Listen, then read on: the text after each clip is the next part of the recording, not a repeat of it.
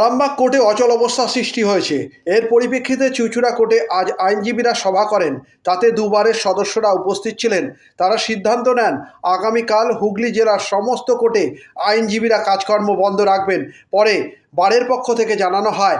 চুঁচুড়া থেকে প্রবীর ঘোষালের রিপোর্ট।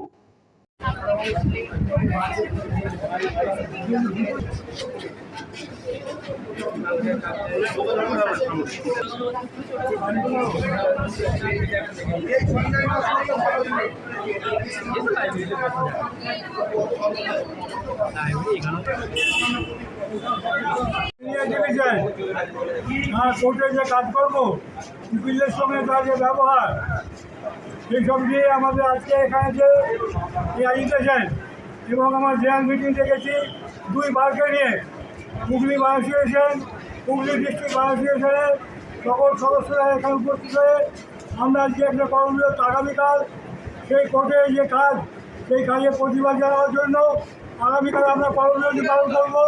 আমাদের এখানে কোনো কোর্টে আমরা কোনো কাজ করব না, এই হচ্ছে আজকে আমাদের সিদ্ধান্ত। আপনার নামটা? কৃষ্ণশঙ্কর বলে আজকের মিটিংয়ের প্রেসিডেন্ট।